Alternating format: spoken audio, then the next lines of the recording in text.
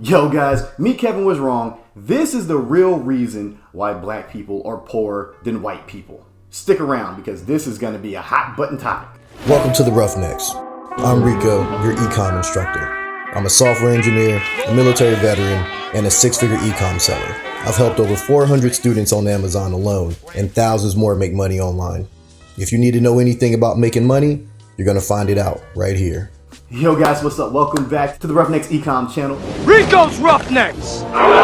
I'm your host, Roughneck Actual, aka Rico, and over here, if you guys did not know or if you're new, we talk all about how to make money online, offline, and everywhere in between. If that sounds good to you, make sure you smash that like button, click the notification bell, and then subscribe, yo, so that way you guys can get all the latest content, all the latest and greatest from yours truly. Now, for all you regulars, you know what time it is. Let's go ahead, let's get into today's topic. Whew! Let's talk about what's going on here. This is going to be a little different than what we talk about on the channel, but I think it's very relevant to what's happening in today's, climate, political climate, economic climate, whatever you want to call it. And it's something that we do need to discuss because I get a lot of questions on this from both black and white people, and they want to know my opinion and views and stuff. So we're not going to go with opinions. We're going to go with facts. Meet Kevin, my man over there. Yo, I love your channel. I would absolutely love to come out to Cali and talk to you because you were freaking fantastic. I found some wedge deals, by the way. Thank you for all that information. Meet Kevin. He talked a little bit about this when it came to why blacks are poorer than white people, and he put out a lot of statistics. But seeing as how he's white and did not grow up in the hood or with impoverished black people like I did, he doesn't necessarily know some of the fundamentals of it. So while stats are good, facts are also good, but the actual lifestyle is different than what those facts will always portray, right? So unless you're in it, you don't really understand how it works. Okay, like you can theorize how it works, but unless you're living it, you don't necessarily know how it works. So let's go ahead, let's break it down. There are some things that I really did like. There's a couple points right here. We're going to bring these up. He did have a very valid point when it came to white versus black home ownership, okay? Now, let's go ahead and break this down. 73% of white Americans own a home, while only 40% of black Americans own a home. Okay, that is a huge deal. And that is why a massive wealth gap exists between black and white people. Okay, the majority of wealth for the average white family is tied up in their home and real estate, right? So that means black people are not necessarily going to be as wealthy because only 40% of us own homes, while over 70% of white people own homes. That's how generational wealth is created. I mean, also through investments and life insurance policies. But real estate is a big one. Okay, so Mr. Kevin, let's say he owns $1 million home. It is paid off. When he passes away, that wealth, the equity in that home gets passed down to his children. Okay, now when it comes to someone like, we'll say Thomas, who lives in North Philly, who does not own a home, when he dies, he is going to pass down debt and a lot of other things that his children are not going to be able to use, right? So now Kevin's family has $1 million in straight equity in this home because it's paid off and it's worth $1 million, while Thomas is leaving nothing behind. Now, I know a lot of people will say, oh, well, owning a home, that's not a big deal. Grant Cardone says, don't do this. No, Grant Cardone says, rent where you live and then buy where you rent, right? So buy real estate to rent out. Well, we don't even own homes. So how can we really generate wealth like Grant Cardone is talking about if we don't even have our first, property that we can live in, right? So Kevin, kudos to you because this is 100% true. 100% true. This is a straight up fact, guys. And I really applaud Kevin for pointing that out because he's obviously in real estate, and it's very important to know the demographics when it comes to owning real estate because it gives you an idea of what you're going to be up against. But that also leads into another topic when it comes to home ownership. We're going to talk about credit scores because you have, in order to get a home, you have to have a pretty decent credit score. And I'm not saying it has to be super high or anything, depending on if you're using like a first time home buyer's loan or like myself, the VA home loan. There's a lot of flexibility and leeway when it comes to someone getting a mortgage with the VA home loan. Typically, they will do more subprime loans for people like that because most vets or most service members, like our credit scores are trash. Thank goodness I ended up working and getting mine up, but it is what it is. So now in 2013, more than 64%. Now this is actually higher now, but 64% of white Americans had FICO scores of 720 or higher, compared to 33% of Black Americans. That is a huge disparity between Black and white people. Okay, so that's why more white people can own homes as opposed to Black people owning homes, because it's more difficult to get a mortgage when your credit score is much lower. Okay, and this also goes into just the Black community in general. We are not taught finances when we are growing up. We are taught how to survive the struggle in most cases. In most inner cities, we're not taught, most inner cities, or even like rural areas where I come from a farm in Mississippi. We're not taught about financial literacy, whereas people who come from like Kevin's walk of life, now I'm not saying like his younger years, but his years right now, where he's wealthier, he has millions of dollars tied up in real estate, he's doing very, very well. He can teach his children about financial literacy, whereas someone like Thomas, who may be working 2 and 3 jobs just to make ends meet, he doesn't have the time or the fortune to coach his children on financial literacy, because he doesn't even know that himself. He knows that credit is important, but he doesn't necessarily know why it's important. Okay, he's just trying to get by and take care of his family the best way that he knows how. So his time is spent working, it's not spent teaching. And in schools in the urban environment, in the hood, ghetto, whatever you want to call it, they're not necessarily teaching that. They're just teaching kids, math, science, language arts, history, stuff like that. They're not necessarily trying to coach people in life skills. They're trying to get you from point A to point B, which would be college, and hopefully to a job. They're not necessarily trying to expand your mind on real life problems. Okay, so that's another issue that we have that keeps us from generating wealth, like people in Kevin's situation. Okay, so we have to do a better job. Like we don't have to say like, oh, they need, white people have to teach us. We have to do a better job at teaching ourselves and teaching our children about financial literacy, about credit, about using other people's money in order to, leverage it and get ahead. But there is also a lot of other things. Now, I know people are going to talk about police brutality and, Black people being treated unjustly. In the case of Mr. Botham, where he was shot inside of his home by a police officer that said she mistook his apartment for hers, gunned him down. Now, we all know that she was convicted of murder. She was convicted of killing this man, right? And, so we're going to dive into that too as well. Now, we're going to talk about the criminal justice facts, because as a Black man, I live in a very, very nice neighborhood. And I typically don't get harassed now because the cops know my cars. They know, yo, that's the boy with the green wheels. That's the dude. He got this car and that car. That car got purple wheels. Yo, that's him. It's his other car, whatever. So I'm pretty lucky with that. But when I was younger, and I was not living in the best of areas or doing the best things, I was pulled over frequently. I was searched. I got yanked out of my car, slammed on a hood for doing nothing wrong at all, just for existing and being Black. So there was one night, this is in Cherry Hill over in Jersey, where I spent my teenage years. I was coming back from at the time my girlfriend's house. It was late night. She stayed over in Haddon Township, and I was pulled out of my car. So I got pulled over. And, these cops were like, yo, we need to search your car because you fit the description of someone that stole a car that looks like this. Now, mind you, I'm like, really? Whatever. It's fine. You can search my car. So they yanked me out of my car and handcuffed me, which there was no need for that. And ironically, my mom happened to drive past because she was leaving work late.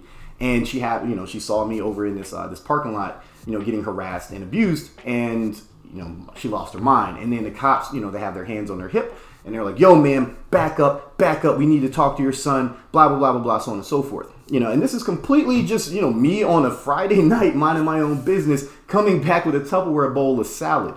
So, yeah, you can see things are disproportionate. But let's go ahead and talk about that. So Black people in America, we make up 37% of the population, roughly, give or take. But we make up over 65% of the prison population, okay? So there are a lot of biases in America, especially when it comes to crime. Now, I know we don't do ourselves any justice, right, guys?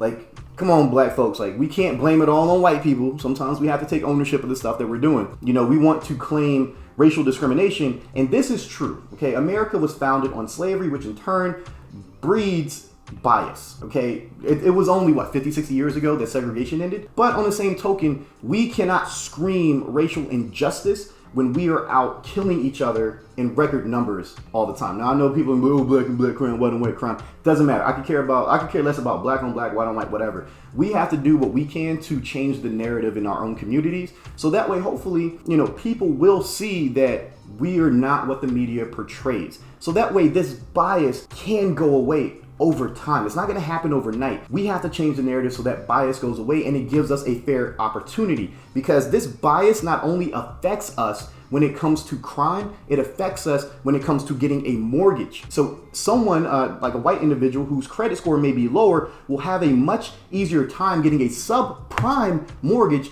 than we will getting a typical mortgage because of those innate biases. Okay, this is what Kevin kind of touched on, but he really didn't deep dive into it because he hasn't lived it. All right, this happens all the time. Okay, all of the time. Doesn't matter where you are, doesn't matter if you live in a great neighborhood, doesn't matter if you live in a poor neighborhood. It happens all the time. So we have to be more mindful of that as well. Okay, so Kevin, thank you for bringing up some of these points. We also have to talk about, who like shaping graduation rates, right? So before we even dive into graduation rates, we need to talk about, the likelihood of a black man being, incarcerated or taken away from the workforce, so that way he can't work and invest his money in something like in real estate or stocks or, his own business, his own brand.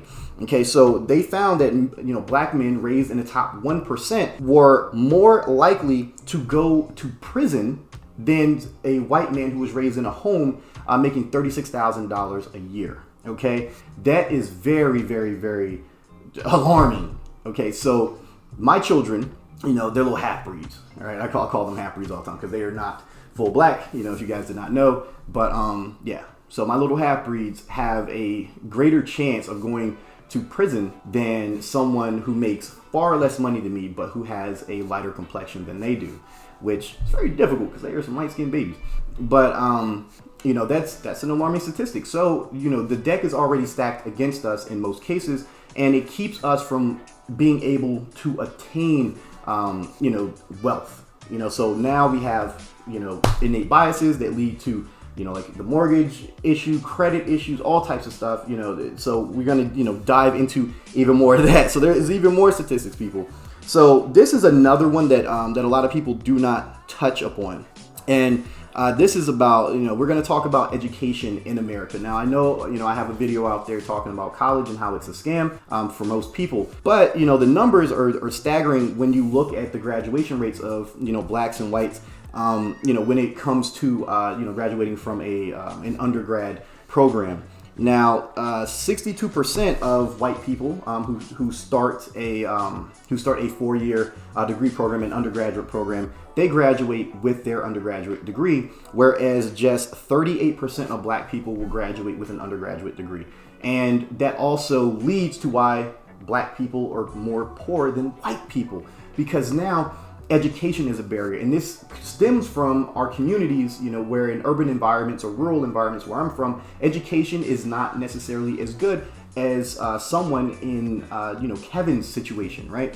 So Kevin can live in $1 million home, and guess what pays for the education in that particular area, in that particular district? The property taxes. So it all ties back to being able to generate wealth through real estate and where you live. With, typically with black people, we don't own our own homes. So we have to, and we don't make as much money. So we have to live in areas where we can afford. And those affordable areas have lower property taxes, which in turn do not help the school system, does not help the education system whatsoever, because money just cannot be generated and pushed into the education system to give, poor black students an opportunity to get a better education and get ahead, whether they go to college or trade school or whatever. So that's another thing that is stacked up against black people that keeps us from being able to excel.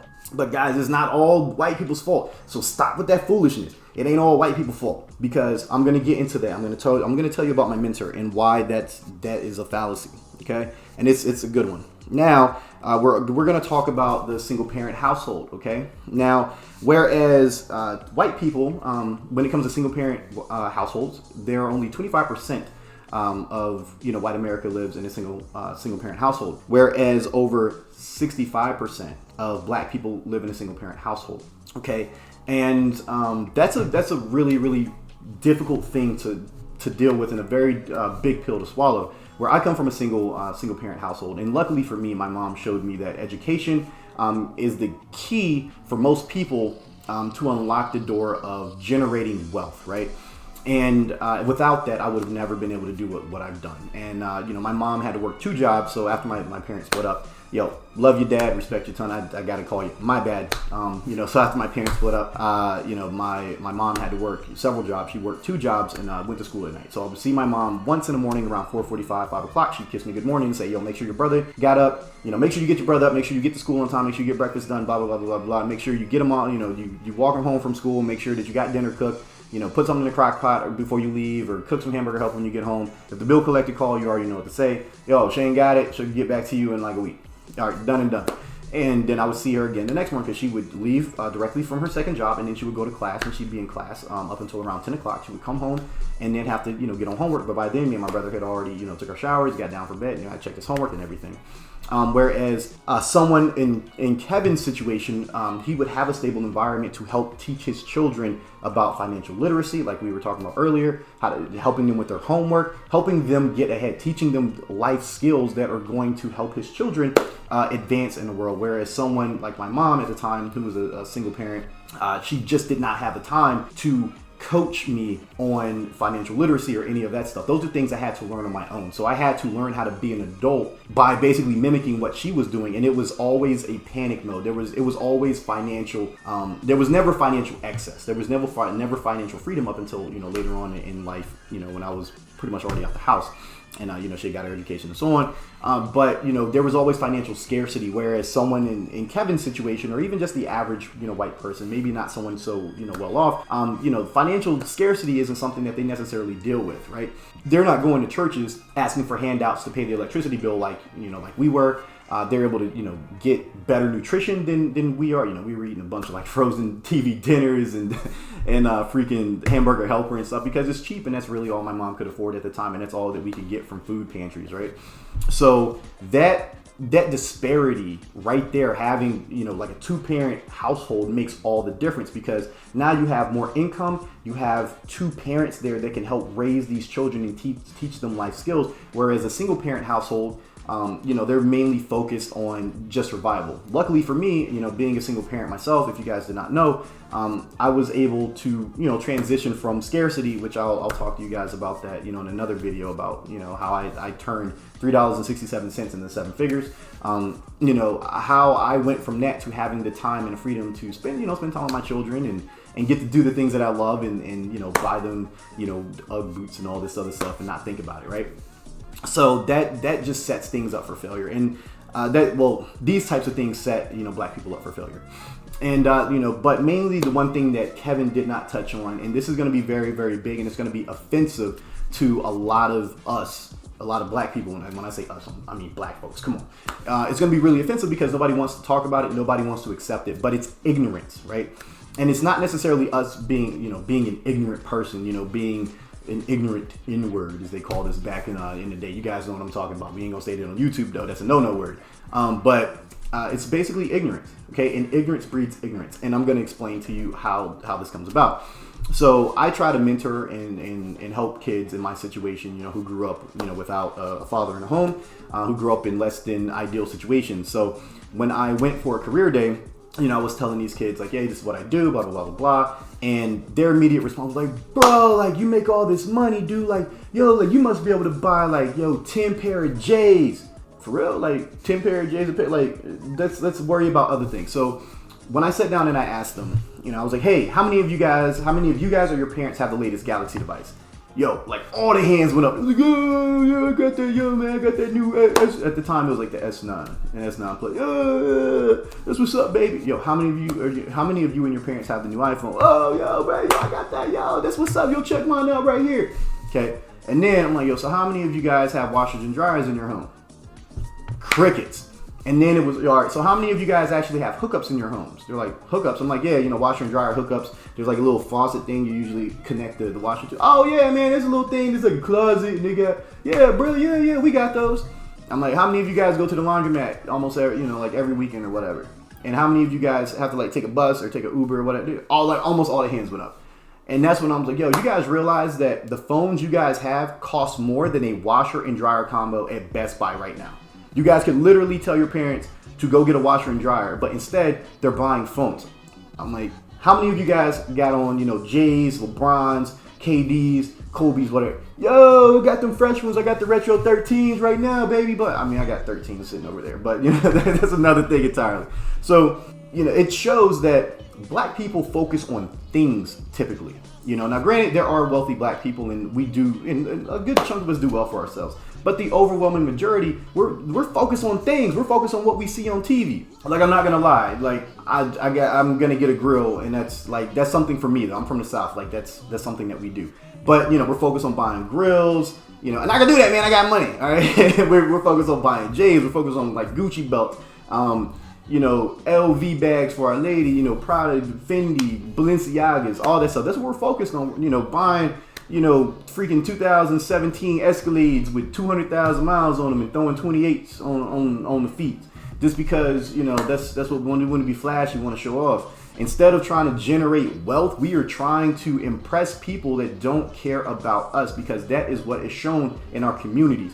We idolize rappers, we idolize ball players, we idolize all these things, whereas typically white people are teaching their kids to idolize things like doctors, lawyers, therapists, careers that are held in high esteem. Okay, and take it from someone whose children go to a predominantly white school. Like, I think 4-5% of the school is some form of minority, something like that.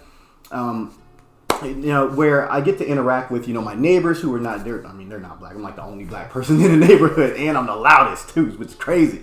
But I get to interact with them on a daily basis, and I get to see the lessons that they teach their children, as opposed to when I head out to Philly to go hang out with my friends, the lessons that they're teaching their kids, the lessons that I would be teaching my kids if I hadn't made a change.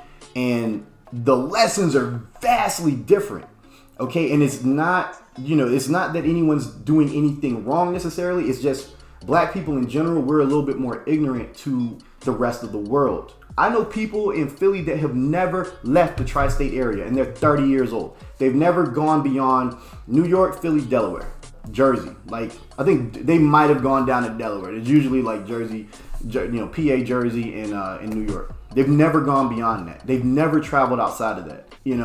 That's ignorance. Whereas a lot of white people are taking their children on vacations, taking them, to see the other side of the country. Like, one of my friends takes road trips with his children. Okay, big deal. And when I was in college, I was trying to figure out what to do. I was at that crossroads, and I was seeing white people, advance in careers and make tons of money, and then I'm over here like trying to get my entrepreneur thing going, but things are working, but they're not working the way that I want them to, and I'm trying to go to school and all this.